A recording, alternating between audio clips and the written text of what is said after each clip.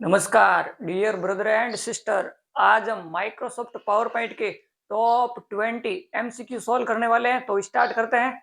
आपकी स्क्रीन पर सबसे पहला प्रश्न है, माइक्रोसॉफ्ट पावर पॉइंट 2019 में फाइल चुनने और उसे खोलने के लिए ओपन डायलॉग बॉक्स खोलने के लिए कौन सा कीबोर्ड शॉर्टकट इस्तेमाल किया जाता है। तो आपको इस प्रश्न में ओपन डायलॉग बॉक्स खोलने की शॉर्टकट की बतानी है। तो आपके आंसर है A control plus O, B shift plus O और सी एल्ट प्लस ओ और D control plus shift plus O. तो आपका आंसर ये ए वाला होने वाला है। ठीक है ना भाई लोगों, कंट्रोल प्लस ओ शॉर्टकट की सहायता से आप ओपन डायलॉग बॉक्स खोल सकते हो और ओपन डायलॉग बॉक्स कमांड की सहायता से आप है ना माइक्रोसॉफ्ट पावर पॉइंट की फाइल ओपन कर सकते हो जो पहले आपकी सेव है। ठीक है ना भाई लोगों, नेक्स्ट प्रश्न है आपकी स्क्रीन पर, माइक्रोसॉफ्ट पावर पॉइंट में आप इनमें से किस शॉर्टकट की का उपयोग पहली स्लाइड से प्रेजेंटेशन स्टार्ट करने के लिए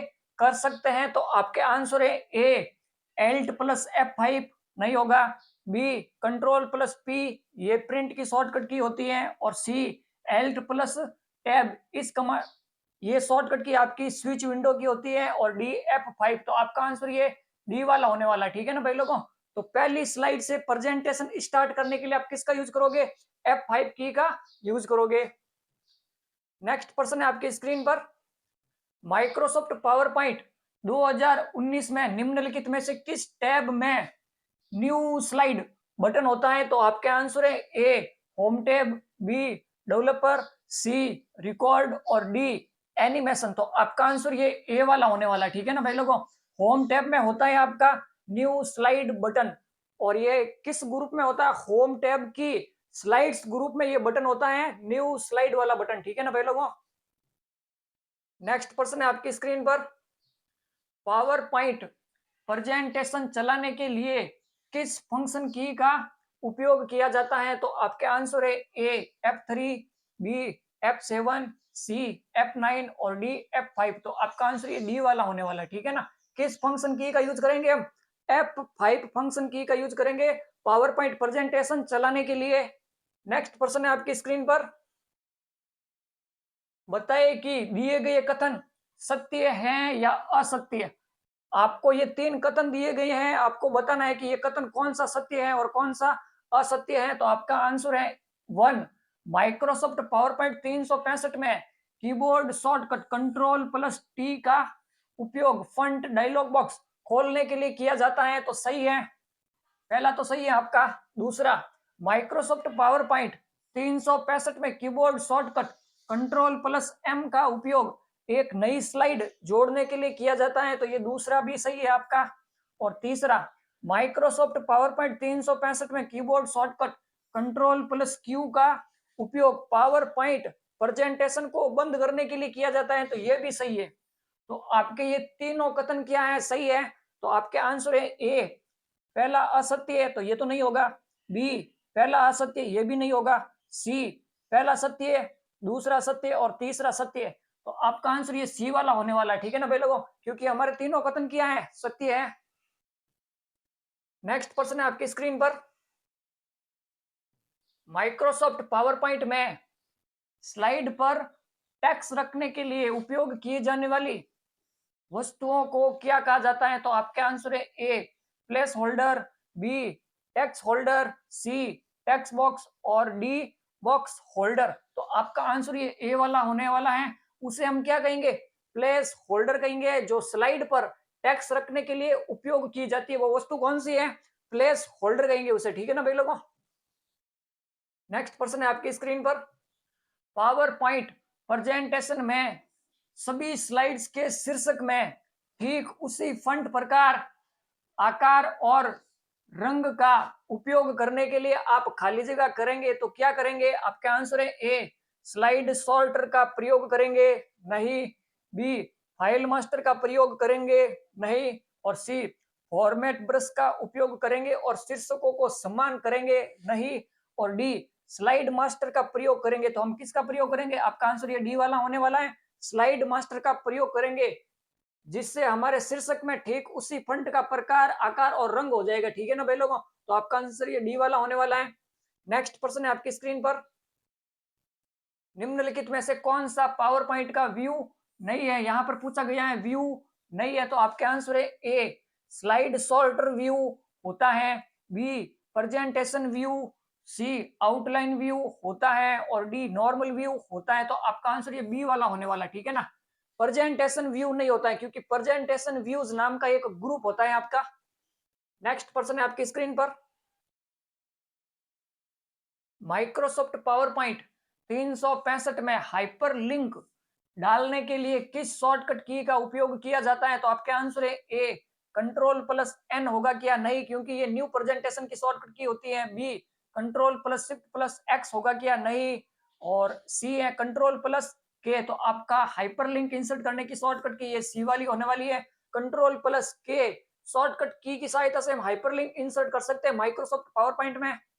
नेक्स्ट पर्सन है आपकी स्क्रीन पर, माइक्रोसॉफ्ट पावर पॉइंट प्रेजेंटेशन की प्रत्येक स्लाइड में निम्नलिखित में से किससे स्लाइड संख्या जोड़ी जा सकती है? तो हम किससे स्लाइड संख्या जोड़ सकते हैं? तो आपके आंसर है ए व्यू से, बी फुटर से, सी टेबल डिजाइन से और डी पेज फॉर्मेटिंग से। तो आपका आंसर ये बी वाला होने वाला, ठीक है ना। फुटर कमांड की सहायता से हम प्रत्येक स्लाइड में क्या जोड़ सकते हैं? संख्या जोड़ सकते हैं, यानी कि स्लाइड संख्या जोड़ सकते हैं, स्लाइड पेज नंबर जोड़ सकते हैं, ठीक है ना भाई लोगों। नेक्स्ट पर्सन है आपकी स्क्रीन पर, माइक्रोसॉफ्ट पावर पॉइंट में इंसर्ट टैब के अंदर इक्वेशन विकल्प किस ग्रुप में स्थित होता है? तो आपको बताना है कि ये इक्वेशन कमांड होती है ना, वो किस ग्रुप में होती है। तो आपके आंसर है ए टेक्स्ट ग्रुप में, बी इलुस्ट्रेशन ग्रुप में, सी सिंबल्स ग्रुप में और डी लिंक्स ग्रुप में। तो आपका आंसर ये सी वाला होने वाला, ठीक है ना। सिंबल्स ग्रुप में आपकी इक्वेशन कमांड होती है। नेक्स्ट पर्सन है आपकी स्क्रीन पर, प्रेजेंटेशन में वीडियो फाइल डालने के लिए किस टैब का उपयोग किया जाता है?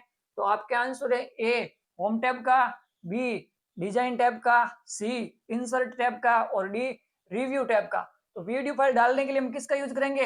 इंसर्ट टैब का यूज करेंगे। और इंसर्ट टैब में एक ग्रुप होता है आपका मीडिया ग्रुप, उस मीडिया ग्रुप की सहायता से हम वीडियो की फाइल डाल सकते हैं और ऑडियो की फाइल भी डाल सकते हैं, ठीक है ना भाई लोगों। तो आपका आंसर ये सी वाला हो जाएगा। नेक्स्ट पर्सन है आपकी स्क्रीन पर, पावर पॉइंट का कौन सा फीचर आपको कई ऑब्जेक्ट पर एक ही एनिमेशन इफेक्ट जल्दी से लगाने की सुविधा देता है? तो आपके आंसर है A animation pen, B animation painter, C slide master और डी मोशन पाथ। तो आपका आंसर ये बी वाला होने वाला, ठीक है ना भाई लोगों। तो एनिमेशन पेंटर कमांड की सहायता से हम एक ही एनिमेशन को बार बार यूज कर सकते हैं, ठीक है ना भाई लोगों। एनिमेशन पेंटर कमांड का यूज है कि किसी भी ऑब्जेक्ट पर अगर हमने एनिमेशन लगाया है तो उस एनिमेशन को कॉपी कर किसी दूसरे ऑब्जेक्ट पर अप्लाई करने के लिए हम किसका यूज करेंगे? एनिमेशन पेंटर कमांड का यूज करेंगे। नेक्स्ट पर्सन है आपकी स्क्रीन पर, पावर पॉइंट में एनिमेशन में ट्रिगर का उपयोग किस लिए किया जाता है? तो आपको यहाँ पर ट्रिगर का उपयोग बताना है। आपके आंसर है ए किसी अन्य प्रेजेंटेशन से जुड़ने के लिए, नहीं बी जब एनिमेशन शुरू होगा तो नियंत्रित करने के लिए, सी स्लाइड का डिजाइन बदलने के लिए, नहीं और डी इनमें से कोई नहीं। तो आपका आंसर ये बी वाला होने वाला, ठीक है ना। ट्रिगर का उपयोग किस लिए किया जाता है? जब एनिमेशन शुरू होगा तो एनिमेशन को नियंत्रित करने के लिए हम किसका यूज करेंगे? ट्रिगर का यूज करेंगे। नेक्स्ट पर्सन है आपकी स्क्रीन पर, माइक्रोसॉफ्ट पावर पॉइंट 2010 में विकल्प हाइड स्लाइड का क्या उपयोग होता है? तो आपके आंसर है ए प्रेजेंटेशन के दौरान सिलेक्टेड स्लाइड को हाइड करना, बी एडिटिंग के दौरान सिलेक्टेड स्लाइड को हाइड करना और सी प्रिंटिंग के दौरान सिलेक्टेड स्लाइड को हाइड करना और डी डिलीटिंग के दौरान सिलेक्टेड स्लाइड को हाइड करना। तो आपका आंसर ये ए वाला होने वाला, ठीक है ना भाई लोगों। प्रेजेंटेशन के दौरान सिलेक्टेड स्लाइड को हाइड करना किस कमांड के थ्रू कर सकते हैं? हम इस हाइड स्लाइड कमांड के थ्रू कर सकते हैं, ठीक है ना भाई लोगों। नेक्स्ट पर्सन है आपकी स्क्रीन पर, माइक्रोसॉफ्ट पावर पॉइंट 2016 में कस्टम सोज क्या होता है? यहां पर आपको बताना है कस्टम सोज एक कमांड होती है, वो किस लिए काम आती है? तो आपके आंसर है ए, मॉनिटर के केवल कुछ भागों का उपयोग कस्टम सोज कहलाता है, नहीं। बी, वह प्रेजेंटेशन जो केवल विशिष्ट तिथि को ही प्रस्तुत किया जा सकता है, नहीं। और सी, प्रेजेंटेशन के भीतर प्रेजेंटेशन बनाना। और डी, कस्टम सोज का कोई विकल्प नहीं होता है। तो आपका आंसर ये सी वाला होने वाला, ठीक है ना भाई लोगों।